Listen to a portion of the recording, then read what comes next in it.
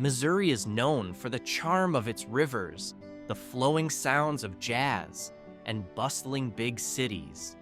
But far from the spotlight and tourist routes, there's another side rarely talked about: towns struggling on the brink of collapse.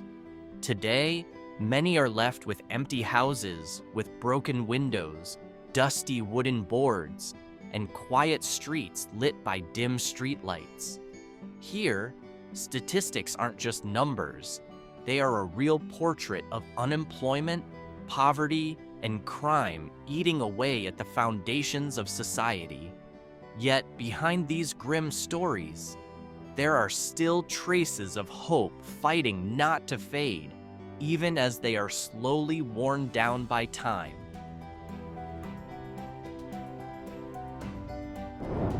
At first glance, Berkeley looks like a small, quiet town in St. Louis County, but behind its ordinary face lies a long history of decline that began when manufacturing plants started closing decades ago. Its population is now under 8,000. The median household income is around $40,600, far below Missouri's average, which is close to $68,000. Poverty affects about a third of its residents. And although this city's crime rates don't always rank among the state's highest, concerns about safety remain. Residents often complain about outdated infrastructure, damaged roads, minimal street lighting, and limited public facilities. Housing prices here are relatively low, around $80,000, reflecting the lack of demand.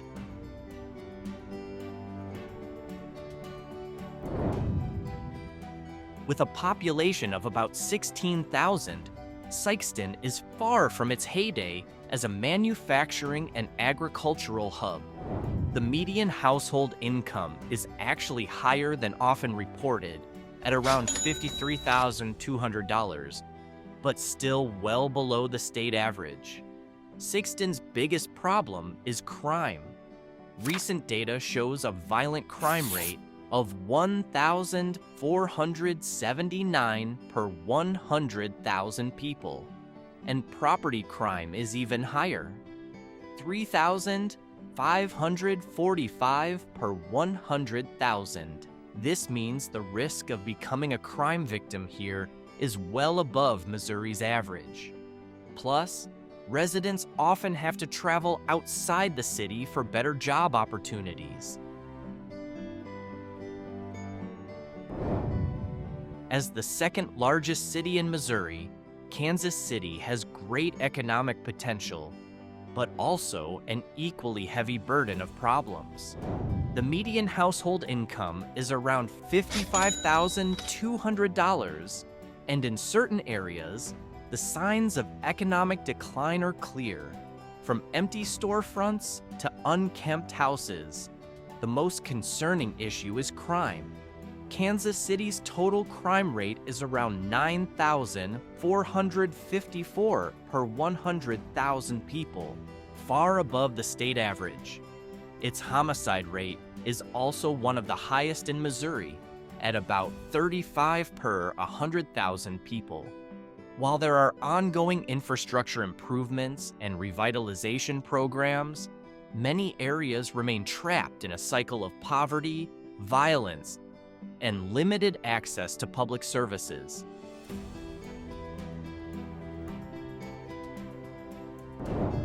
Next is St. Louis, a former industrial hub now trapped in poverty and crime that continues to tighten its grip. The city records a violent crime rate of around 1,472 per 100,000 residents. This figure highlights an extreme disparity, far above both the national and Missouri averages. The population continues to shrink, now at 279,000. The median household income is around $55,279, and although this is higher than previously reported, it doesn't hide the scars. Many shops and homes remain abandoned. housing prices are relatively low, classifying it as an undervalued real estate market, consuming only about 20.7% of a homeowner's income.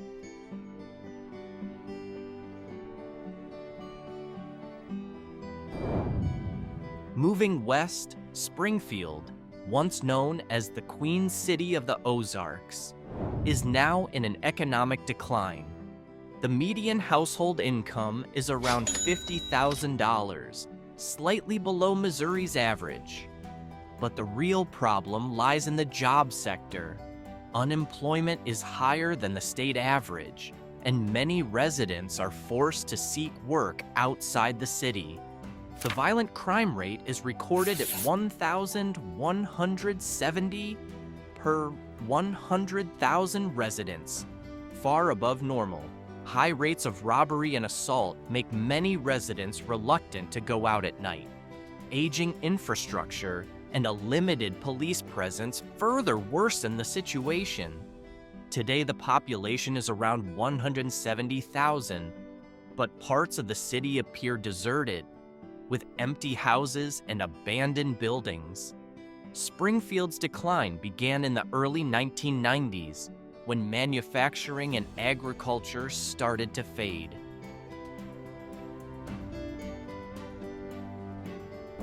Finally, we stop for a moment in a small town northeast of St. Louis, Bellefontaine neighbors. With a median income of about $37,000, far below Missouri's average, the town is plagued by financial insecurity. Violent crime is recorded at around 1,007 per 100,000 residents, making people reluctant to go out at night. Stagnant home prices, around $70,000, reflect the city's lack of appeal. Its population has shrunk, bringing with it a sad ghost town atmosphere. The decline began in the 1990s, when major factories closed one by one, leaving a void that remains unresolved to this day.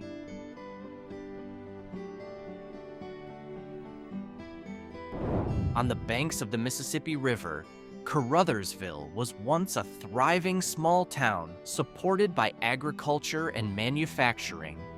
But in the 1980s, the economy began to falter, and decline became inevitable.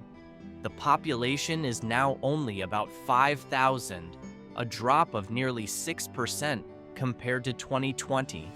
The median household income is around $35,600, far below Missouri's average, with nearly 28% of residents living below the poverty line. The violent crime rate reaches 1,009 per 100,000 people, including robberies and assaults that make the sense of safety almost vanish. The average home price has risen to about $116,400, but this increase is more due to overall real estate market inflation rather than any investment appeal.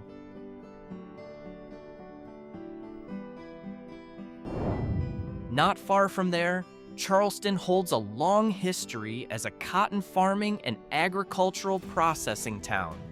But in the 1990s, the factories that formed the backbone of its economy began shutting down, leaving social scars that are still felt.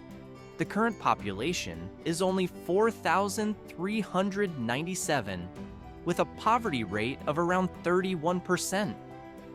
Median household income ranges between $30,761 and $51,448, still far below what is considered a decent standard of living. Charleston's crime rate stands at 3,055 per 100,000 people, about 20% higher than Missouri's average. While the riverfront scenery still has its charm, many parts of the town are now quiet, with empty houses standing like silent monuments to a bygone era.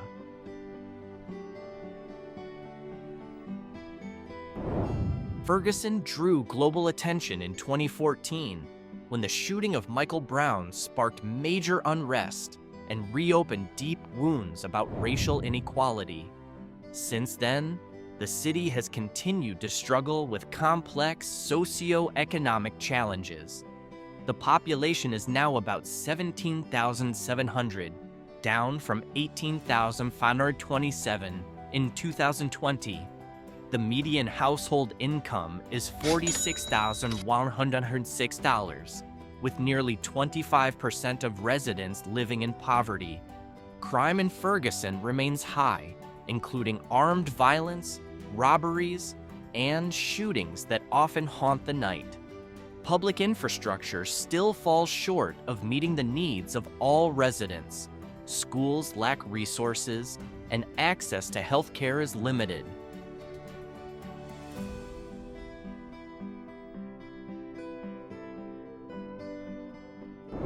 Unlike many other small towns, St. Joseph still has an industrial and commercial pulse, but it is slowly fading amid the tide of globalization.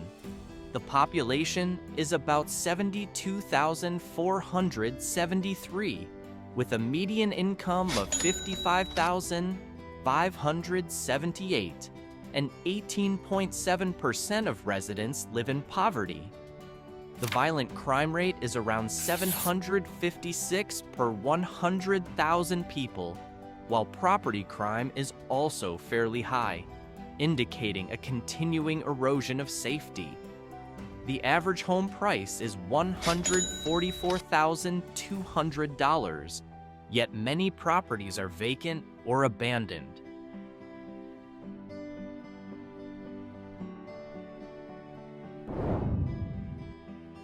Pagedale is a small town facing serious challenges. The median income is only $30,908, with a troubling poverty rate. The total crime rate reaches 7,361 per 100,000 people, more than double the national and state averages. Of that, 2,256 per 100,000 are violent crimes, while 5,105 per 100,000 involve theft and robbery. Data from various sources may vary slightly, but the overall picture is consistent. Pagedale is one of the most at-risk cities in Missouri.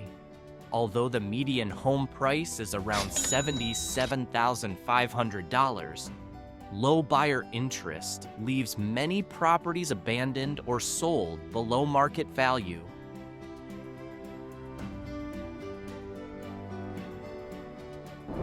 Velda City is an extreme example of a town caught in a cycle of poverty and crime.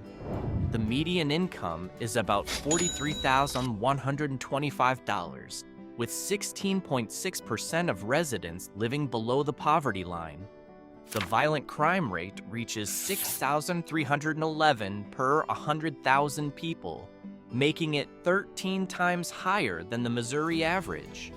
Statistics from other sources note a total crime rate of 7,457 per 100,000 residents, including vehicle theft and armed robbery. Limited infrastructure, low home prices, and numerous vacant buildings make the city feel like an abandoned space, though there is still a small number of residents who choose to stay.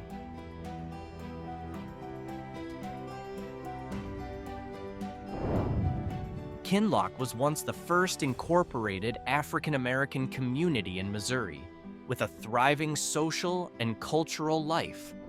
However, since the 1990s, the population has drastically shrunk to around 256 people in 2025, losing more than 80% of its numbers from just a few decades ago.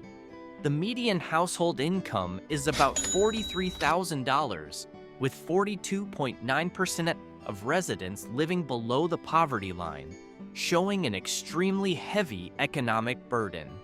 Safety is a major concern, with a total crime rate of 4,127 per 100,000, roughly 62% higher than the state average.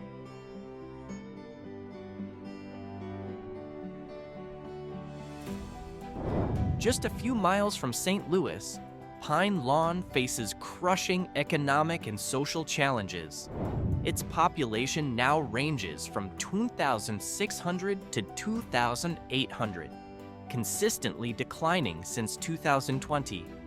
The median household income is very low, between $900 and $23,300, with a poverty rate of about 43%.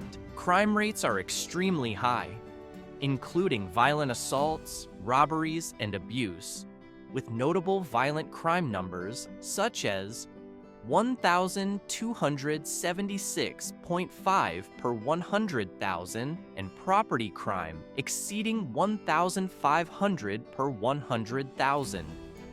With home prices at only around $41,000, many houses are vacant, and the town's appearance resembles that of a ghost town, on the edge of a major city, yet feeling very isolated.